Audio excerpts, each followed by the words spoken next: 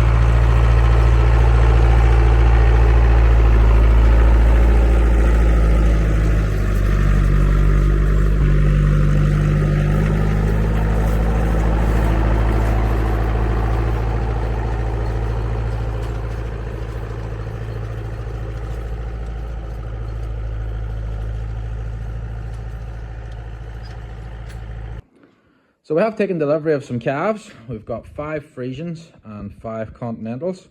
Well, continental crosses. These are our Frisians. They're a little bit older than the continentals. And they are buck daft. I forgot how daft Frisians were, but I'm soon learning that they are just about as daft as I remember. You want a head scratch? There you go. This one here is called Jimmy Buckley, because he is completely buck daft and he likes to do a lot of singing. He will let you know when his food's ready, won't you? Anyway, that's the Frisians. Let's go take a look at the continentals. So here's our continental crosses. I think these 2 are Albracks and these 3 I think are Angus. Although in saying that, you look a little bit Albracky. This is wee man. He I think is going to turn into a bruiser of an animal. He just has that stance, don't you? And he's a little bit stupid, but we'll see how he goes. Everybody's pretty happy anyway. We transferred onto milk, no problem at all. They're doing fine with the powder, no scour issues. Everything's good. See if we can get these boys raised up now and get them out to grass. You were just fed. Quit trying to get more. Now, I don't know which is going to do best. Everybody seems to love the Continental. Some people think the Frisians are better value for money. I guess we'll know in 2 years' time. Hello. This boy wants to get his head scratched. I don't know. The Frisians were a lot cheaper to buy than the Continentals. We're a wee bit older when we bought them, so there may be more money in them. I guess we'll see how much feeding the Frisians take compared to these boys. We've got 5 of each, so it'll be a good example batch when the 5 of them are going through at the same time. What's your opinion? Continentals or Frisians? What's your poison? And did I make a mistake getting a bit of both? Now, it's getting very close to turnout time. Yes, food's coming, settle down. And these guys have lovely bushy coats on them, I must say. But I don't know what to do with them.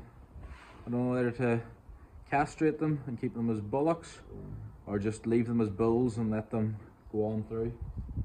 I think for safety's sake, bullocks might be the best option, even if it does stump them a little bit. But yeah, it's coming. Let me know, what would you do? Would you castrate them or let them run on through as bulls?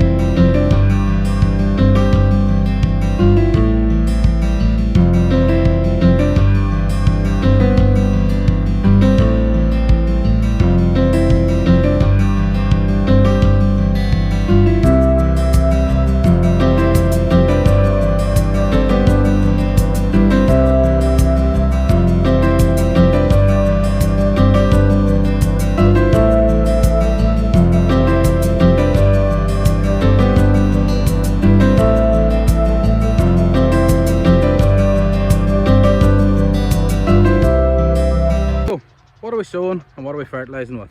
Well, there's 4 bags to the acre of 10-10-20 going on. That's split in 2 doses. Half of it goes on with a wagtail. Ronnie's out there somewhere with a wagtail before we sow. The other half down the chute of the Massey 30, right in with the seed. Now, all this ground was soil sampled. We're low in sulphur, so we've got some calcium sulphur going on at 125 kilograms to the hectare. We're sowing it with Isabel oats as a variety. I haven't picked them up yet, but I can assure you that's what's going in. And then for grass seed, we're under sowing it with Deveni Agricare's Super Sward, and it's a mix of perennial ryegrasses and white clover. It's supposed to be a very good grass seed. We'll find out. So that's the fertilizer, that's the seed, and that's what's going on. All right then, we've finished this first plot. Massey performed flawlessly. Absolutely love that Massey 30 drill. It's brilliant. This is all sowed. Oats, fertilizers all in. Gonna get the grass seed drill onto the tractor now. Get the grass seed out in this before the weather breaks. And then hopefully it's only broke for a day or two and we can get the next few fields planted next week.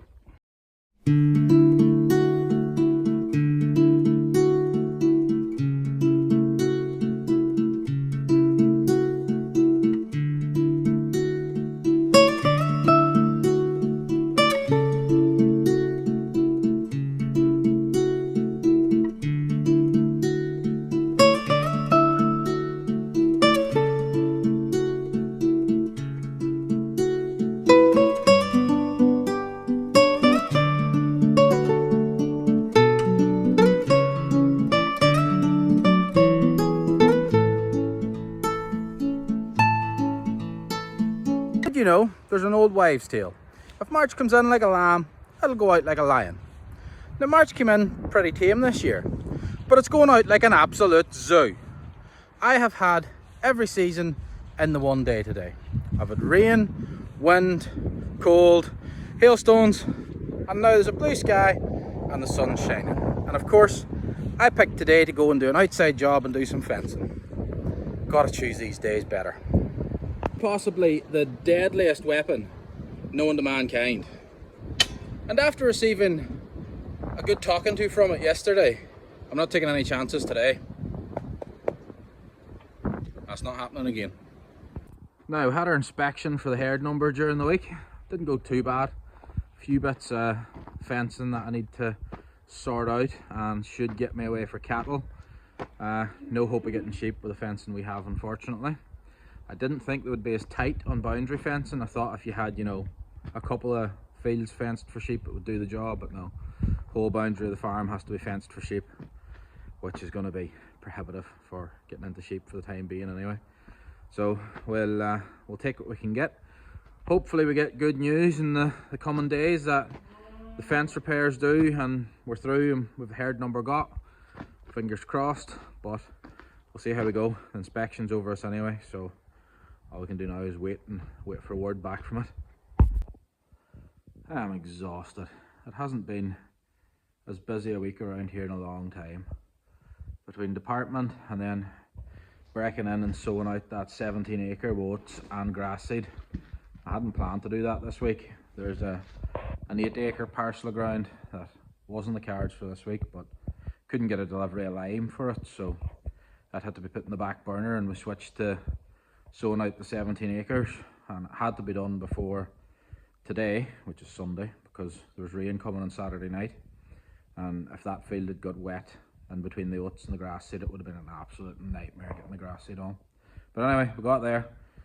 17 acres sowed out. There's oats on it, there's grass seed on it. Seems to be fairly well done.